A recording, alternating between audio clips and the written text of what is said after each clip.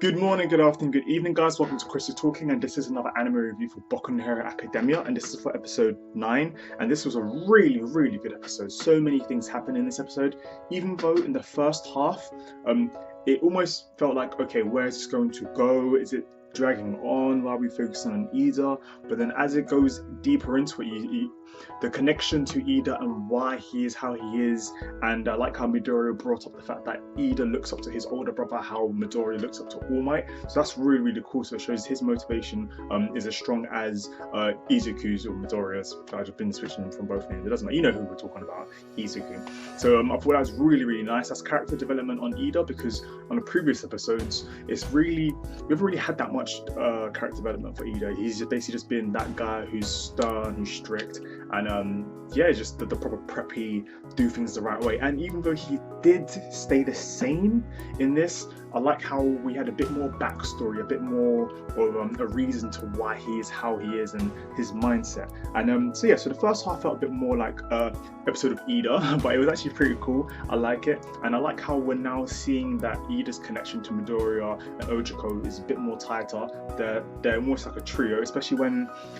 there was that issue in the lunchtime, and then everyone was all rushing, and then the media were on the school grounds, and then Ida was the only one trying to think like sanely and trying to think, okay, how can I sort this out? How can I lead people? So you can see that he's definitely following the footsteps of his brother and the kind of character he's going to be in the future.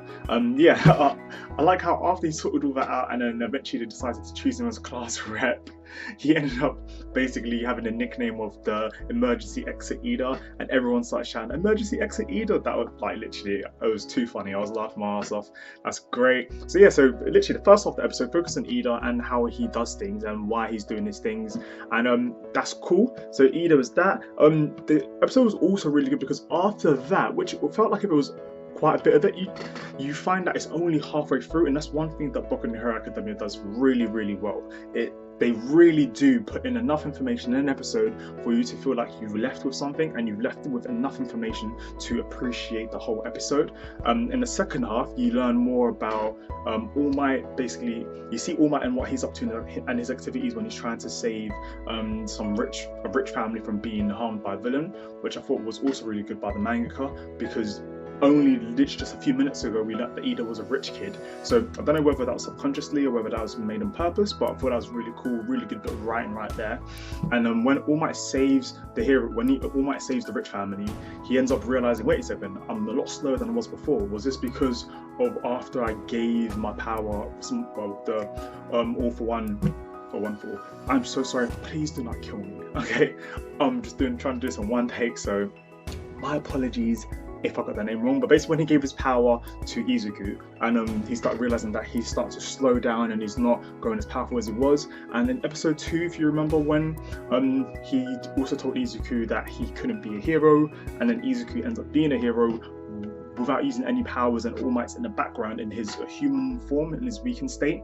When he ended up deciding to say that they're turning into the superhero that is All Might, he basically pushed his body too far, and since then he can't stay in his All Might form as long. So that's really good character development and plot progression, more with All Might, especially as how the end of the episode was with the new villains coming in. So this is really good. This is one of the reasons why I think Boku no Hero Academia is definitely going to be one of those stories that's going to leave its place on a mantle, and I can't wait to start getting the figurines and the manga and everything, start collecting it up here, because it is definitely one of those ones that if people love shonen but they don't like the shonen tropes, they don't like the same basic shonen tropes, they will love Boku no Hero Academia. It kind of partially reminds me of that Hunter vibe, of where it starts off happy and all colourful and stuff, but then the way it goes down deeper in the series, and later on in the series and later on in the episodes, you start realising the darkness behind some of the tones and the characters' motives and the bad guys, the villains.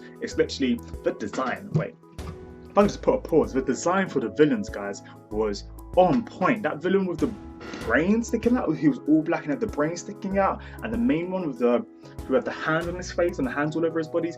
The villain designs for these characters are on point and definitely one of the best villain designs I've seen in any manga, because especially because everything's so preppy and cute and colourful and just done right for the heroes. They look like the generic superheroes that you would see in like the Western world. So to see these crazy design villains, I was like, yeah, this was a really amazing episode. Not only did we learn more characterization and backstory for the heroes, we also later on we see number 13. I don't know the full name, so please do forgive me.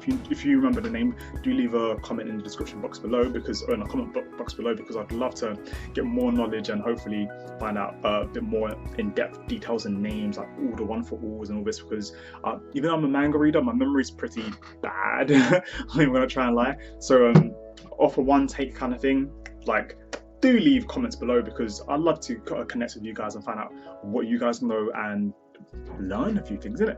But yeah, so number 13, the hero who looks like a spacesuit number 13, mentions that his power, it's a he, even though it sounds like a she, it's a he, his power is black hole.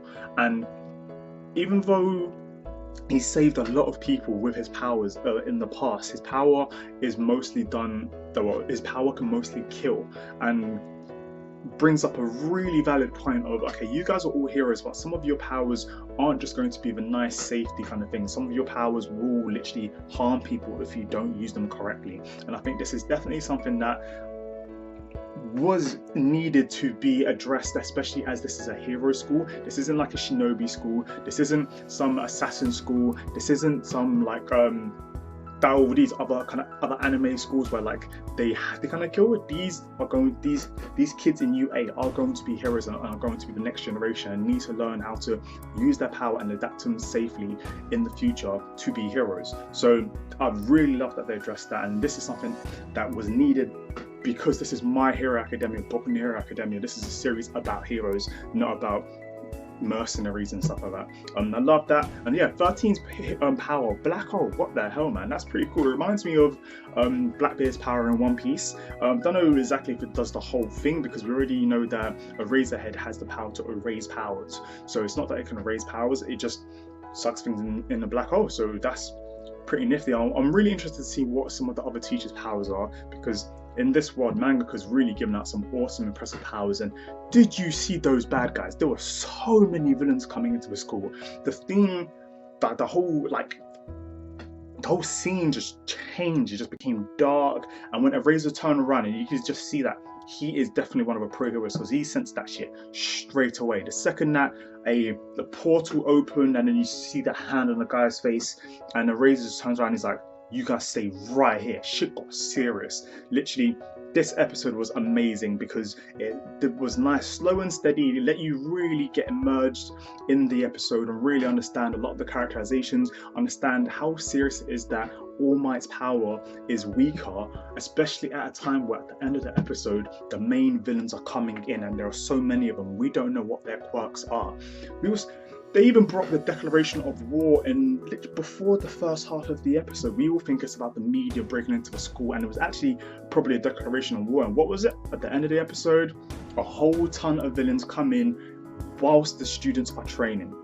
But this is perfect. Panel for panel, they follow the manga as well, which was really good. And Studio Bones are killing it. I really hope you do a second season, because we're on episode 9, so we definitely know the season's going to end very soon, and I can't wait to see how it's going to be done. What was your favourite part about this episode, guys? What are you guys looking to see in next week's episode? Who do you want to see fight? Who are you interested in? Who was your favourite villain design? Like, mine was the guy with the hand, and also the black design guy with the brain sticking out. I'm really interested to see what's going on there, because in the opening you may have seen a nice little fight scene, so I'm hoping that the end of the series shows you a really good fight scene. Anyways, this is amazing. I hope you guys enjoyed this review, enjoyed this episode of Boku no Hero Academia. I'm excited for next week's episode. I hope you guys are. Any information or any knowledge you want to talk about, any theories, do leave it down below, and I'll speak to you guys on the next one. Peace.